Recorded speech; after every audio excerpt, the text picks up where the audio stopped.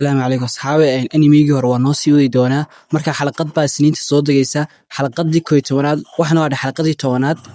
iyo kii 11aad iyo 12aad saddex xalaqad ku soo qaban doonaa laakiin maanta animegan xalaqadiisa daawada labada anime isku wadi doonaa kan mar hore uu soo baxay maanta kan xalaqadiisa koobayla daawada waqtiba waxaa jirta kayntaas oo aad u cabsi badnayd kayntaas waxa ku nool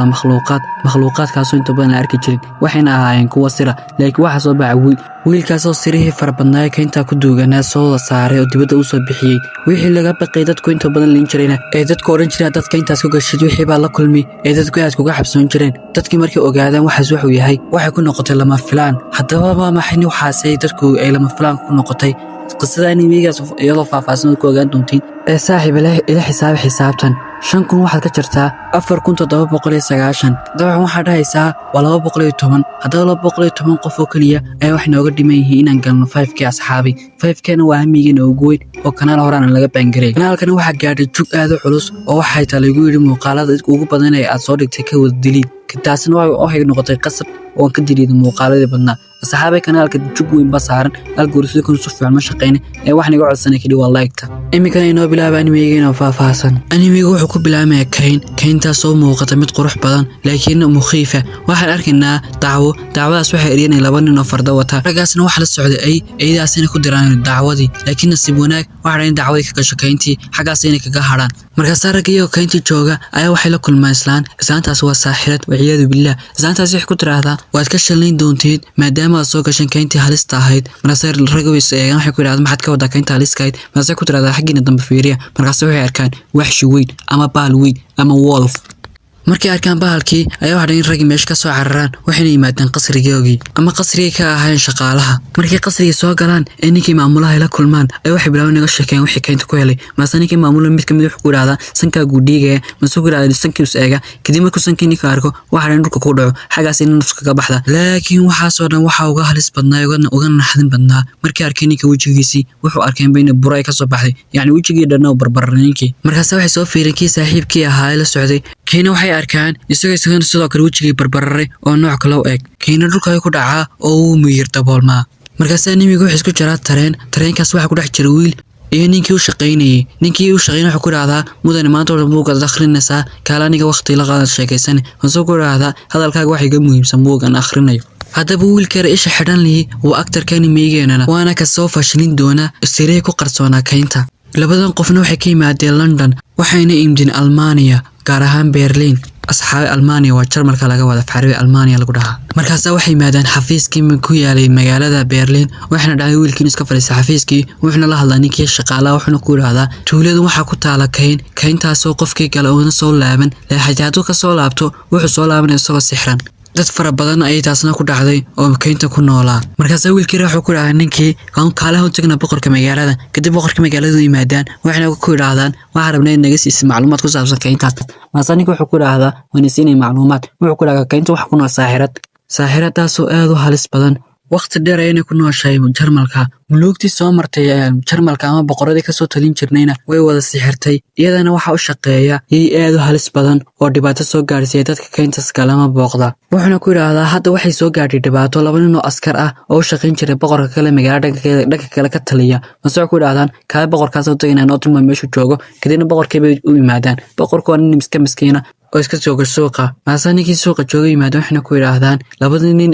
ay soo weerartay saaxiradu ama ay sixirtay ma adiga ku shaqeynaa masoo ku yiraahdaan in shaqeyn ee maxad ka rabtid masoo ku yiraahdaan wax noo faafaysa waxyaabo markaas wuxuu ku yiraahdaa labada nin waxay yimaadeen iyagoo cabsoonaya oo ay xaabadan khuraafaad iga sheekayna laakiin anigu waxaan aaminsanahay in kayntaasi ay dhibaato ka soo gaadhay laakiin waxyaabahan badan ay sheegayaan ma aaminsani cidda su'aalaha weydiinaysana wiilkan akteerka ka ninkan u shaqeeyo weeyaan laakiin wiilka yar gaabani isoo ma yaqaan af Jarmalka waa badow gaaban markaas wuxuu ku yiraahdaa waan gal rabnaa oo kaynta macluumaad ku soo sameeynaa maasoo halkana kooxaas magaalada iska dhex fadhida oo waxay u dhooyin labadii qof markaas waxa dhahdaa nin miskiin oo iska fikiray ayaa kubadda soo dhacda wuxuuna bilaanu kubadda u baaso caruurta yar oo u baaso kubaddana iyagana waa Jarmal wuxuuna kula hadlaa af Jarmal maasoo mid kamid wuxuu ku yiraahdaa luqadda Jarmalka ma taqaana wuxuu ku yiraahdaa lawaan yaqaana kadib wax bilaanu soo galan kayntii iyada oo la socday wiilkii yara gaabnaa iyo kii shaqaalihiisa ahaa. Kaynta markay dhex galaan ayaa waxay arkaan in kayntu cidlo tahay, maase wax bilaabaan midkii dhawaaqo idhaahdo qof ma jooga meesha miyaa. Markaas hal mar waxa dhacay in dumar badan ay kusoo tuulmaan kooxdii,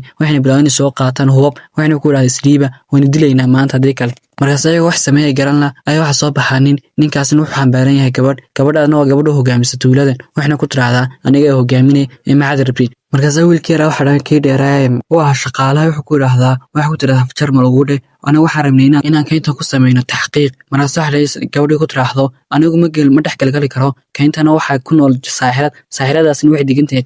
qasrigeeda qofku soo dhawaada halista ku sugan yahay waxay taanu ma dhex galo, laakiin kale maanta riskiga uun bareeraynaa ee masha kadib waxa rabaan gabadha soo dhaqaajiso oo ay soo hogaamiso kooxdii, waxayna yimaadaan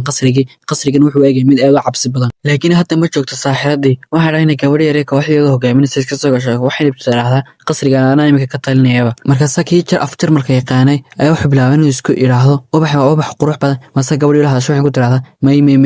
ma ubax qurux badan ma aha, waxyaaba meeshan yaala ha isku taataabsan, waxa laga yaabaa saaxirada ay u dhigtay sixir oo ay adiga saameyn hadhow kuuga yeelan doontee. markaas wuxuu ku idhaahdaa waa mahadsantahay inta waxyaabaha qaar iga taxadaraysid ama iga digaysid. kadibna qasriga ay soo galaan waxa dhahay inay gabadhiisa ku fadhiisato kursigii, waxayna la hadashaa ninkii shaqaalaheeda, waxayna ku tiraahdaa gaajaha ay soo cuntay soo diyaari. wuxuu ku idhahdaa waayahay boqoradaydi, kadib wuxuu bilaabay inuu soo aado mabaqa oo cashada soo kariyo. markaasaa wiilka gabadha wuxuu bilaabaa inuu wiilkii yara la hadasho, laakiin wiilka ma yaqaan af jarmalka, wuxuu bilaabay inuu iska aamuso. mase gabadha wiilkii kale af jarmalka yaqaan wuxuu ku idhahdaa wiilka ma yaqaan af jarmalka uuna kaa xishoonaya. markaasaa gabadha way yaabtaa. markaasaa kii dheeraaya shaqaalaha ahaa ayaa waxay ku tiraahdaa orod aan gaajada ee haysa zaa'ide orod ninka cuntada la caawi oo cunto la soo kari oo orod soco. masuu ku idhahdaa waa mahadsan tahay, kadib wax bilaabay inuu iska dhaqaaqo. mase wax bilaabay gabadha la hadasho wiilkii yaraa iyadoo og inuu af jarmalka yaqaan. mase wiilku wuxuu idhahdaa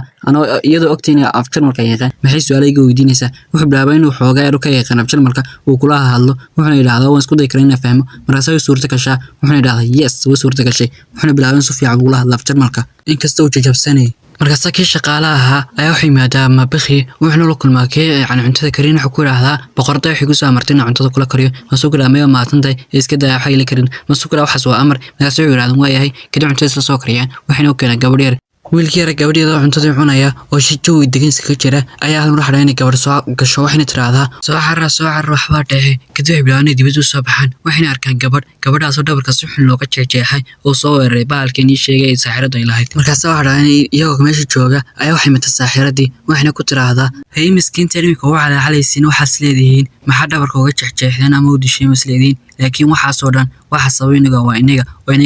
gacmiina ku sababsaday yani waxba niima geysan baalkaygan ma xakamayn karo dhibaatadu idin geystana anigu ma xakamayn karo ee waxa idin roon in iskaga baxdaan meeshan ama kaynta iskaga fogaataan. markaas wiilka raymato waxna ku tiraahdaa waxaasoo dhan wax u dhacay inuu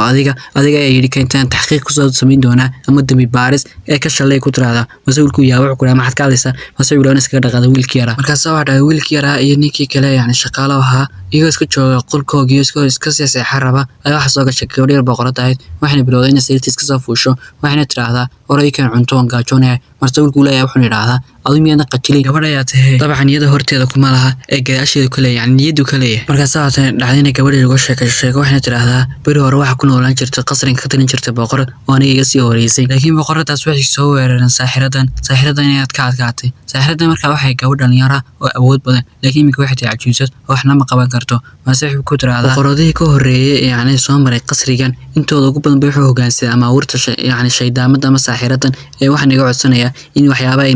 yani sameynayso ama nagu sixrayso inaad isku dhiibin oo mar walba socotiin oo si aad la dagaalantiin saaxirada ugu dambeyn aad soo heshiin nuqtada dacfigeeda yani meeshay ka dicaysan tahay oo inaad soo heshiin hadda ma garanayne. markaas waxa dhahay labadii wiilina ku idhaahdaan way taas anaga nagu ogtahay. waxa dhahay labadii wiilina say kaynta soo galaan, markaas ayaga kaynta dhex marmaraya ayaa wiilku xarkay soo hal mar lilmeynaya oo ooya. masuu idhaahdaa ma garanay sababtan u ooyo ee waa maxay. markaas wuxuu bilaabay inuu lilma iska biyo, laakiin lilma kama ba'ayso, waxayna bilaabeen si xun uga soo daato. markaas kii shaqaalo ahaa ayaa wuxuu idhaahdaa mudane aniga kayntan baaritaan ku sii samayn doona ee oo xaga sare fuul. wuxuu bilaabay inuu xaga sare fuushiyo, wuxuuna bilaabay inuu kaynta dhex cararo oo yani taxqiiq uu sameeyo, laakiin soo kaynta dhex cararey ayuu wuxuu arkay isagana indhihi lilma ka daayeen. masuu idhaahdaa waa xililmadan, wuxuuna isku dayay inuu iska biyo, laakiin inuu iska biyo ma ahe xitaa uma suurta gasho, wuxuuna arkaa yiigii oo meel ka soo muuqda. markaas wiilku wuxuu bilaabay inuu sii cabsoodo.